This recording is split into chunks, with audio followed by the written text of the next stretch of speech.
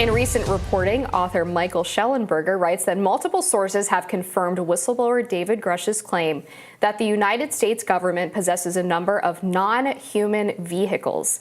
These sources are, quote, either high-ranking intelligence officials, former intelligence officials, or individuals who could be verified as being involved in the United States government UAP efforts for 3 or more decades, according to his reporting.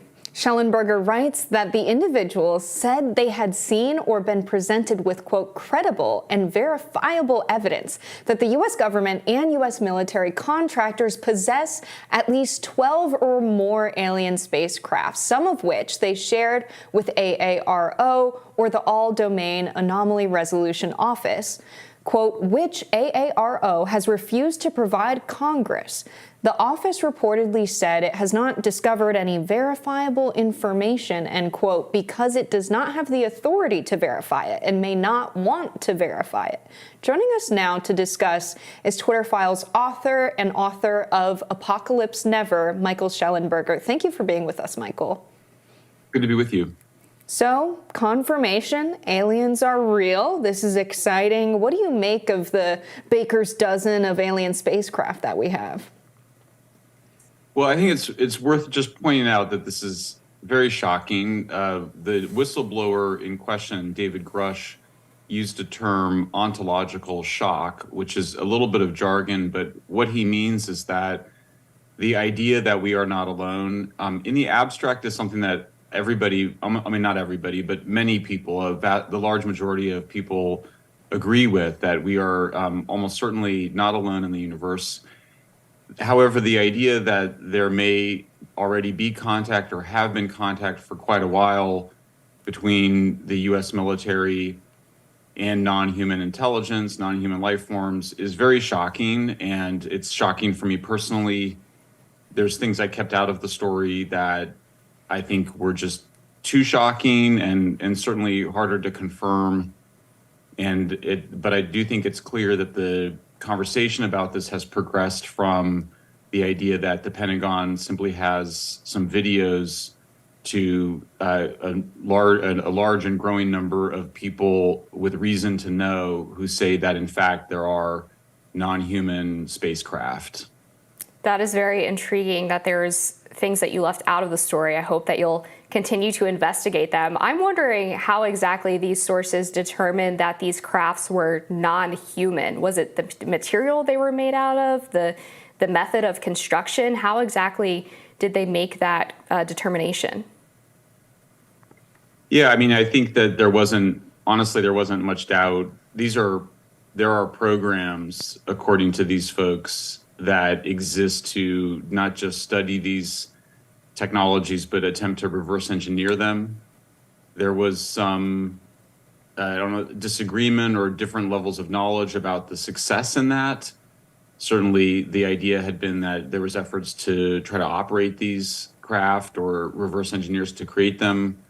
There's one very interesting story, which is that a major aerospace company apparently tried to involve greater civilian scientists and engineers to reverse engineer the vehicles because the stovepiping or compartmentalization that exists really prevents the kind of innovation and sharing of knowledge that's actually essential to being able to achieve scientific and engineering goals. And so there was a very briefly floated idea to involve a larger number of scientists and engineers that was apparently rejected by the Pentagon.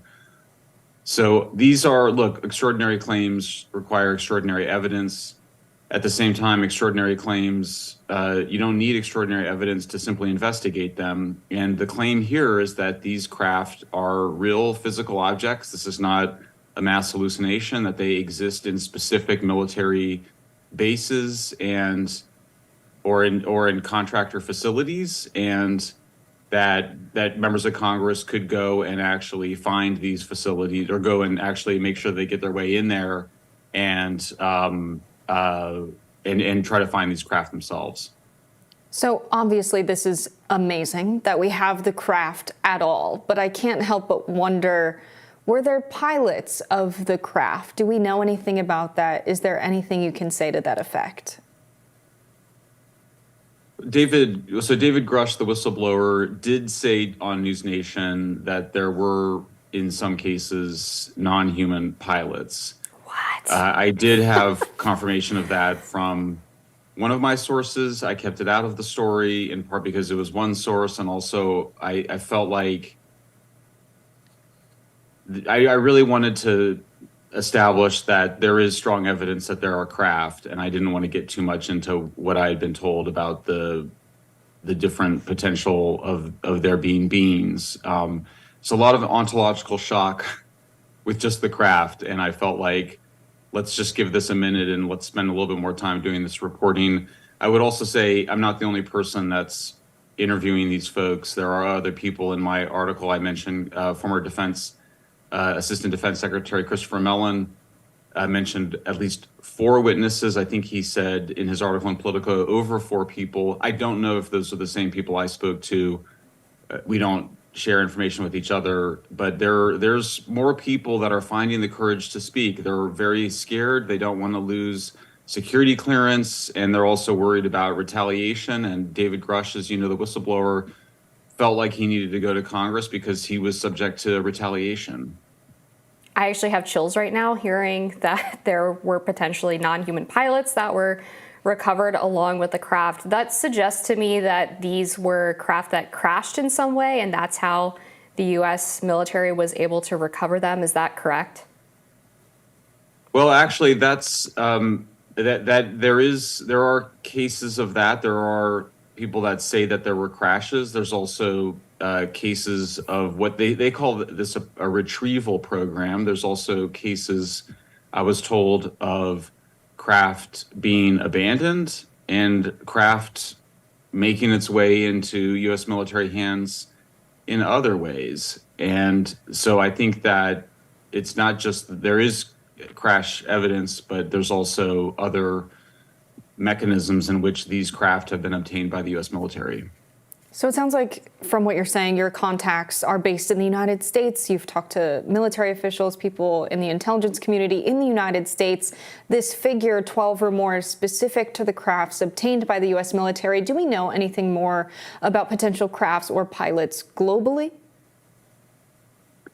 Well, Grusch, the whistleblower, said in his statements that there is competition between the United States, China, and Russia in terms of developing reverse engineering these technologies.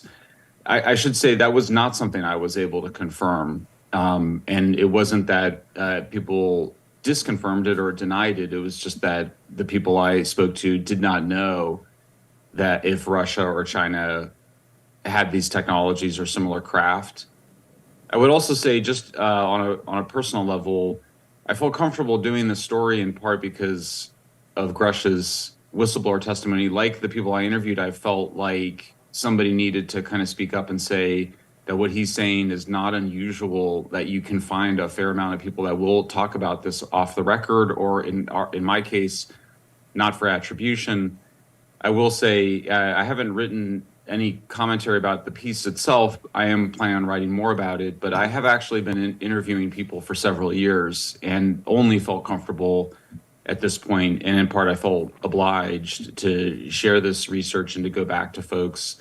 But I've been talking to folks for a long time, in part because you may know I have spent a long time working on nuclear energy. Nuclear energy is a dual-use technology, and it was actually in that work that I started to come across a lot of evidence of UFOs, or what have been rebranded UAPs, but a significant amount of interaction of these UAPs and UFOs, including the most famous alleged crash in history occurred around nuclear weapons test sites and also nuclear weapon sites. Is there any connection, Michael, between this existence of the UFOs or the non-human entities and nuclear research?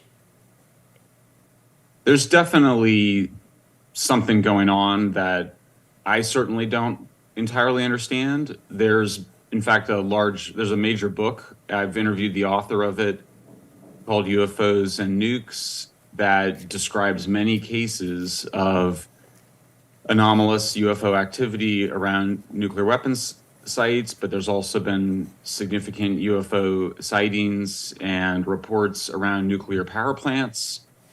The nature of those interactions suggests that whatever is behind those craft is expressing some concern around these sites. I'm very reluctant to get too far into it, in part because I'm a big supporter of nuclear energy. I think it's the only way to really address climate change and other important environmental issues. So, but nonetheless, nuclear obviously is as a weapon, is a very powerful and potentially dangerous technology. And so it does seem like there is something big going on there. And I would just note, we have civilian control of our military in the United States. And we've now done stories on FBI whistleblowers, and we're very concerned about the role of the intelligence community in encouraging censorship by social media platforms. And for me, even though I have been looking at this particular issue for a long time, we have a situation here where we have a very important whistleblower who the intelligence community's inspector general said has credible and urgent information. We have the DOD's special department on this, which is called ARROW. In April, the director of that program said that there was no credible evidence. The inspector general contradicted that. That now the DOD spokesperson told us and others that there's no verifiable evidence. However, this evidence does appear to be verifiable. You need to go into these facilities and look for these craft. I think there may be resistance, but again, we have civilian control over our militaries. And I think there needs to be a very clear statement from members of Congress, particularly Senators Rubio and Gillibrand, that this is not up to the military to decide what to withhold from us. This is the right of the American people to know what our tax dollars and what our militaries are doing. And if there has been some bad behavior, we know there's been cover-ups. And by the way, I will point out, this is a New York Times story from 1978, New York Times Magazine story about Pentagon covering up of UFO information. So for me, if there's nothing there, and we should keep an open mind that maybe there is nothing there, we keep an open mind on both levels, the military needs to open up. It's way past time for this. It's civilian control of our military and intelligence services. And I'm afraid that we're not seeing the levels of disclosure that I think that we deserve to see. It is ontological shock, but I do think we are grown-ups and we're capable of dealing with whatever the truth may be. Absolutely. Couldn't agree more. This is in the public interest. So thank you so much for joining us, Michael Shellenberger, and congratulations on the good reporting. Thank you for having me.